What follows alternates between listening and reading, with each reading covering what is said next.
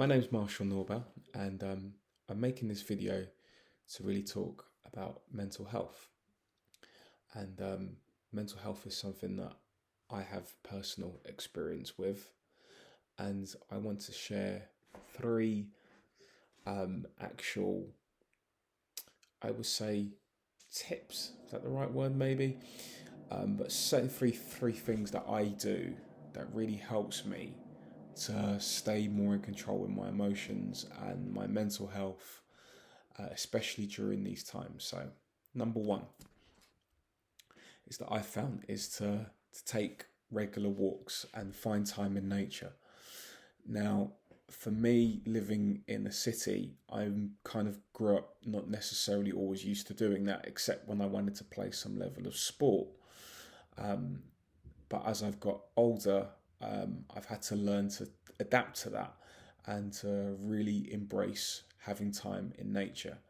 So, what I like to do now is, if not once in the very early when I get up or in the afternoon, just find half an hour as a start and just go for a walk, find a local park or somewhere where you can turn your phone off for a few minutes and just try and hear the sounds, whether it's the birds tweeting or the wind blowing, um, and even just smile and say hi to a stranger, just to create that kind of interaction, especially if you are someone who is either living or working and having a lot of time during the day with no kind of physical human interaction. So that's something that I found that's really great to kind of what point one B, I guess, is also to if you can do some form of exercise outside. Now that exercise can encompass walking, um, but I like to also try and do a short run, like, and I don't try and focus on, trying to create a world record time. It's more just run for a mile, 1.5 miles, 2 miles, and if it takes me 20 minutes, 25 minutes, half an hour, it doesn't matter.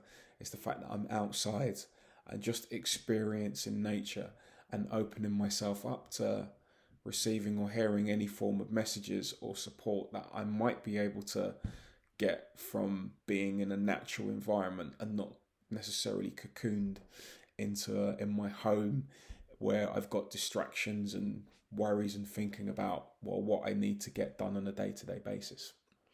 So number two is, when you can, listen to music, but not just your favorite kind of artists, but more meditation music, and especially something that's done in it's been composed in two forms of megahertz, which is 432 and 528. Now I've been doing this the last couple of months since early January, and I'm finding when I do have, listen to it while I'm working in the background, it's really helping to keep me nice and calm and mellow, and really helping me to kind of relax something that's happening probably internally. Maybe I'm feeling very emotional, or all my Asperger's kind of signals are going off and I'm feeling very tense and I'm struggling with breathing and relaxing, and hearing some form of soothing music really does help me. So the best megahertz that I find, frequencies that I found, are 432 and 528, and they're all on the internet with things like YouTube. So it's free, loads to choose from, and just pick whatever works for you. And the third and final thing that I've really focused on is often the hardest, yet probably one of the simplest, in the sense that to think of, is to talk to someone. And now, when you have challenges with your mental health, it takes a huge amount of strength to share what your problem is. Even though we're in a day and age where it's a lot more acceptable for people to have challenges with their health mentally, but still, it takes a lot of strength to speak about it. And the only reason why I said it's the simplest one, inverted commas, really, is because, well, wouldn't you want to speak to isn't it quite natural for us to want to interact on a daily basis with people anyway? But the paradox is it can be the hardest one, because it really is asking for us to open up and share something that might be very uncomfortable. But a problem shared is a problem halved.